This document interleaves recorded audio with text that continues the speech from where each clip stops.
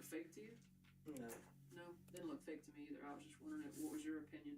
The gun in this photo is the reason why this 12-year-old isn't going home today. Instead, he's on his way to a long sentence in prison. Now they depending on everything on you. What you gonna do now?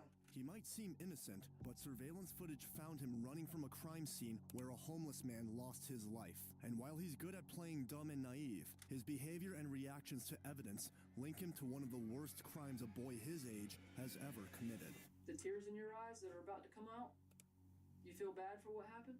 In the tense exchange you're about to hear, 12-year-old Sharon Tommy Townsend will try to explain himself to detectives, and later to those closest to him, in a desperate attempt to avoid the label of Jacksonville's youngest killer. This is one of the craziest interrogations of a young teen I've ever seen. Are you the type of person that just doesn't care about anybody and you're just that evil at 12? I don't know any 12-year-old, almost 13. I don't know any kid your age that could be evil like that. Are you evil? On the night of June 28th, 2014, in Jacksonville, Florida, a 54-year-old homeless man named Thomas Trent was found dead near a strip of abandoned buildings. Witnesses reported seeing two young boys fleeing the scene. Surveillance cameras near the scene confirmed those claims. When police released the footage to the public, neighbors quickly identified one of them, a boy who wasn't even a teenager yet. His name was Sharon Tommy Townsend, and he was only 12 years old. Days later, detectives tracked him down after his own mother reported him missing. Now, seated in a police interrogation room with his mother waiting outside, Townsend faces questions that could decide the rest of his life. What you're about to see is one of the most shocking pieces of footage I've ever witnessed. I'm Detective Simpson, and this is my partner, Detective Beasley. You came down with your moms? Yeah? Yes, ma'am. Okay. At only 12 years old, Tommy came with his mom to face questioning. At first, he doesn't strike you as the kind of kid who would commit a crime. Yet, these detectives claim they've seen footage that says otherwise. All right, how old are you, Sharon? 12. 12? What school you go to? DuPont. DuPont? So you're in middle school? I'm going to 8th. 8th grade? Okay. By being in Florida, this interrogation will be crucial for his future, as he could face 40 years in prison, even if he's just a kid. Now the question is, did he really do it? An interrogation is never easy, especially when the suspect is a teenager. One wrong question at the wrong time could shut him down completely and change the course of everything that follows. We brought you down to talk about some stuff that's been going on, and I'll go through it all with you. I'll show you what I'm talking about. I'm not going to lead you in the dark and make you not understand what I'm talking about, okay? But based on the fact that you're 12, if you don't understand what I'm saying, tell me to stop. You don't understand. If I'm talking over your head, do you know what that means? Then you tell me to stop, okay? Yes? No? Yes, ma'am. Okay, I appreciate it. And I know you're quiet, so I don't want to mistake what you say, okay? Is that cool? After protocolary questions and reading him his rights, one of the detectives switches seats with the boy. With his face fully visible to the camera, another reality starts to hit. He's slouched, withdrawn, avoiding eye contact, as if the weight of the room is already pressing down on him. Suddenly, he's met with his first challenging question. Do you recognize this guy right here? Daryl. Daryl. What does he go by on Facebook? Daryl. There's another name that he goes by. It's something Daryl 20 first up or something like that. K's up Daryl. K's up Daryl, yeah. So he goes by K's up Daryl. All right, and you recognize that picture of Daryl. Okay. Damn, Daryl. Look what they done did to you, my boy. Recognize these pictures? Now my pictures I uploaded. Okay. And how do you do that? You take the picture with your phone and then you just hit a button or something and it uploads to your Facebook? Is that how that works? Okay. The interrogation takes a sharp turn when one of the detectives brings up a missing person report, something that Tommy will have to explain without much room for excuses. I see that your mom made a missing person report on you. You aware of that? Yeah. What was that all about? What was you going missing for? Got mad and caught the bus. Right? She said you left in a red car. On the police report. Did you leave with some boys in a red car? There wasn't no boys, it was these girls. Okay, some girls came to pick you up in a red car, and you decided to go hang out with them. How long were you gone from your mom's? For like a week. A week? A week or maybe 2. What do you think? Probably more like 2. Yeah. Listen, in that 2 weeks that you were kind of hanging out, I know how it gets, you know. Your mom has rules, and she wants you to be in. At what time does she want you to be in? 9:30. 9:30. In the summer? Well, no wonder. What time did you want to stay out till? I was going to parties. Parties? What were you doing at parties at 12? Yo. Let me make sure y'all can hear me. Hold on. Let me make sure y'all can hear me. Make sure y'all can hear me. Make sure y'all can hear me. We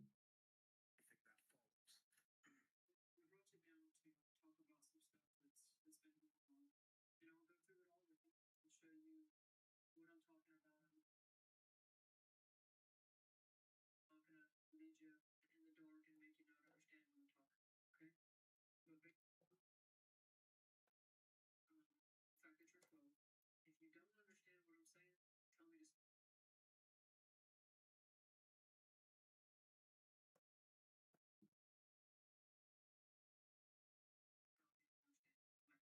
Talking over your head, do you know what that means? And you tell me to stop, okay?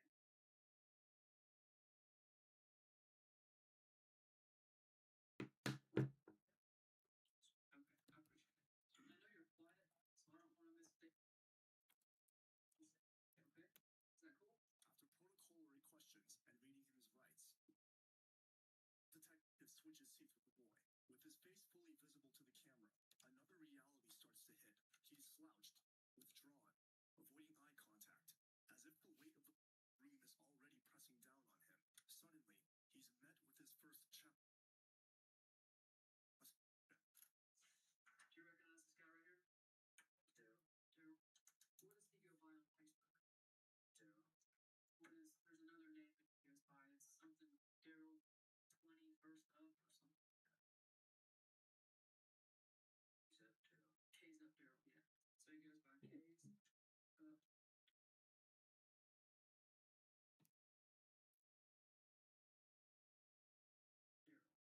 Alright, you recognize that picture of Daryl. Recognize these pictures? Now my pictures are uploaded. Okay. And how do that? You take the picture with your phone and then you just hit a button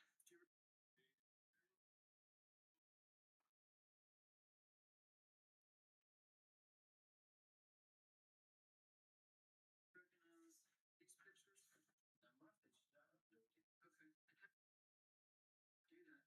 How do you do that? You take the picture with your phone and then you just hit a button or something and it uploads to your Facebook? And that's what everybody did. Right. Were you doing drugs at the parties? No, you didn't do any drugs. How about any alcohol? Were you getting drunk? So what were you doing at the parties? Just hanging It out? wasn't none of that. I was like a sweet 16, but it was tricking and all that. Oh, I gotcha. It's tricking. What do you know about tricking? And here's when the connection with someone like Daryl starts becoming more important. Because detectives don't bring up names at random, they're building a web. Every time Tommy admits to knowing someone, he ties himself deeper into that web. You know what some of the stuff that I know you're on your friend's Facebook there. Your 20 up Daryl. You remember seeing this picture on his Facebook?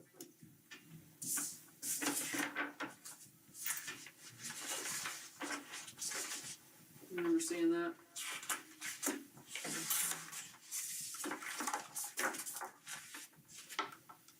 Never saw this picture. You never showed me that picture? That's on his Facebook. I didn't know if you had ever seen it on his Facebook. Yes, no? Does it look familiar? No, How about that one? You ever see that one? I came across that one, but I wasn't really looking at it. Yeah. Ever see that picture? You see that picture? You know who that is? Oh, I'm asking you, do you know who that is right there? yeah. Who is that? Yeah. Who's that right there? I saw him. I don't remember talking to him like that. Okay.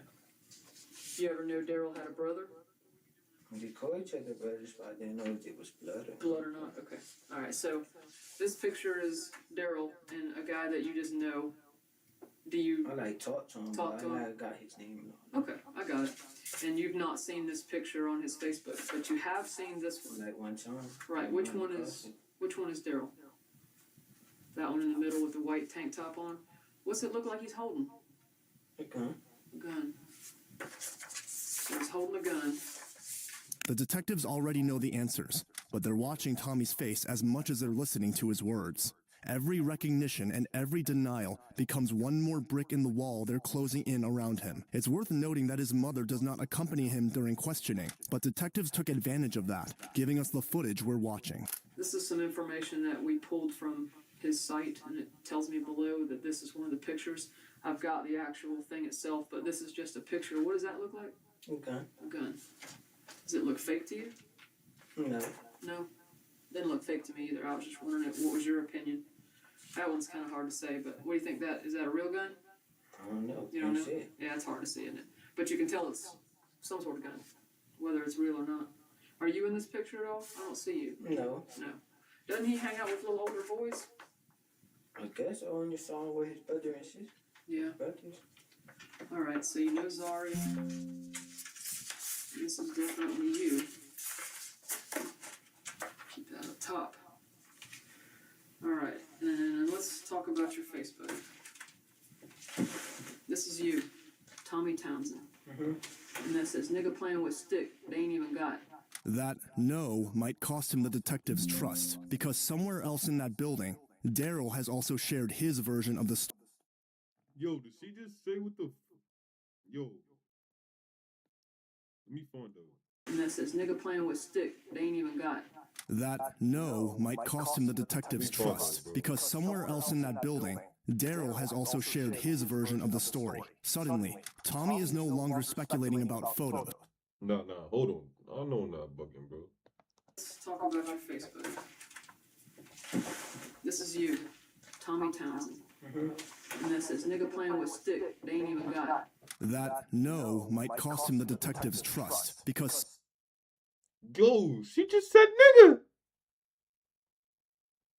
somewhere else in that building, Daryl has also shared his version of the story. Suddenly, Tommy is no longer speculating about photos. Now, he has to compete with whatever story Daryl is giving in the next room. I know a lot of information about the incident. And when I said that Daryl was actually in jail, what I really have to say is he was picked up earlier in the month, I believe the 10th, and he is sitting in a room over here. The situation is, I've got some things we want to talk about with you. There's a shopping center up there on 103rd where sometimes the homeless guys hang out. You ever run across some of them? They ain't there. You ever run across homeless guys anywhere? I'll be back, man. Sometimes at the front there, Safari store. Yeah. What do you know what they go by? Any of their names? Because Daryl knew the guy named Wolverine. They called him Yeah, Wolf. Wolverine the tall. Yeah, right. It's all on you. Just like that, the detectives tighten the noose. And when the cameras catch him at 2:25 a.m. with Daryl, it places him exactly where the detectives want him to be. See this right here? See this right here? See that shirt? See that shirt? Who is this? Me. Who is this? Daryl. Okay. Do you know when this was taken? When I work at McDonald's. You think so? It's not walking to McDonald's. What time do you think you're walking to McDonald's at this little incident right here? About 10 or 11. PM? Clock at night? Son, I'm not asking you if you and Daryl were somewhere at 2:25 in the morning on a Saturday, 6/28/2014, and I'm not asking you if you ran through the alley, because that's the picture of Daryl. The one of you is just as clear, I promise you. And I'm not asking you if you were with Daryl. I'm asking you, which one are you? Which one of you wants to spend the rest of your life in prison? I'm asking you to be honest today so that I can talk to the people I need to talk to and explain to them that a 12-year-old boy might have made a huge mistake being with the wrong person. Okay? You have to understand me. I know what happened. It's obvious that these detectives have been through this before, and they're using every tactic they know to get what they want, a confession. That young man and his mom were stand-up people. And they came in and they told what they needed to tell. Okay? Son, look at me. Someone lost their life. Now, I know a lot more than what I'm just telling you. I can't tell you everything I know. If you're willing to sit down and talk with me, I'll spill every doggone thing out for you. I'm not going to hide anything from you. But today, Sharon, Ronnie, Tommy Townsend needs to be able to tell the truth. Do not let someone point a finger at you. Okay? This man was killed by an individual. You want your name on it, or you want Daryl's? Okay? I'm not asking you, son, if you were there. I know you were. But there's more to it. Now, the detectives will pull on his heart by bringing up the one person who once reported him missing, who hunted him down, who dragged him home from the streets because she feared exactly this outcome. The person who's loved him since day one, his mother. Your mom came in that neighborhood because she saw that video on TV that I put. She knew that was you. I know it's you. I only put on TV, and I'm only showing you a very small portion. I have an 8-gigabyte thumb drive that is full to the rim of pictures, videos, front, back, your back, your side, your corner. I've got this entire incident. The detectives cut to the core. They challenge Tommy's morality and press for more evidence. The tears in your eyes that are about to come out? You feel bad for what happened? I mean, it's a difference in somebody. Are you the type of person that just doesn't care about anybody and you're just that evil at 12? I don't know any 12-year-old, almost 13. I don't know any kid your age that could be evil like that. Are you evil? No. I don't think you are. I think that you hanging around Daryl has put you in a bad spot. I promise it has. You got to come to terms with this. It's got to come out your mouth.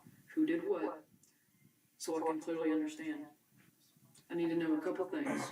I need to know who did what and what happened to the stick, as you say. I know what happened to that gun. All right. Well, was it Daryl's gun? It's not a, listen, do you think I don't know this already? You think I wouldn't have been doing my homework if I didn't see this stuff? And guess what? Well, I don't know who gun this is. Right.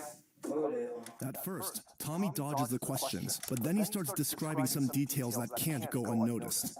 And that, we're talking about Daryl. Yeah, he said, look at the body. I didn't go, he went to go get it, and it was in there. Okay, and what was in there? Gun. Right? Is it a revolver, or do you know the difference between a revolver and a semi-automatic? The clip gun? Which one was it? It was just like that, but it wasn't this one. It was like a little small one. A small gun, okay. Was it black or? It was silver. Okay, small silver. So he actually picked it up from the shoebox. It was silver and I had a brown handle. Okay, silver and brown handle. Had you ever seen him with that before, or that's the first time? First time. Alright, did you ever put your hands on that gun? No. Never. Look me in my face. No. Never. No, I was in the system. So you didn't want to put a gun in your hand. Alright. So it's a small silver gun with a brown handle. Alright? And you got it from the box by the pond at Timothy Landing. After the mention of the gun, Tommy goes on to describe what would easily be a very casual night out, except it also includes an eventful encounter with a man who would soon become the center of everything, an encounter that involved a dare he wishes wasn't brought up. Where was he laying on the ground at? Beside the building? Beside the parking lot? On like in the parking lot, like he wasn't on nothing. He was laying on the ground. Was he talking? No, he was just sitting there, and I was like, "There, I bet you $5 won't go touch him." He was like, "Hell no, I'm not going over there." So we kept walking to McDonald's. Well, back, he was still right there. Okay. Were y'all walking to McDonald's to get something to eat, or were you just walking to McDonald's? No, I had the phone we had. The phone got cut off after she got mad and cut the phone off. Went up there for Wi-Fi. We got something to drink, and I did get $1 cookies. Yeah, but we mostly went out there for Wi-Fi. Okay. At the Rossi, where this girl was at, she said she out of town and we left. Okay. And then when you left, what happened? Near the dumpster right there, it was rats all right there, and we ran through the cut. Do you know what kind of a story I just heard from Daryl? That it was completely not what you're telling me?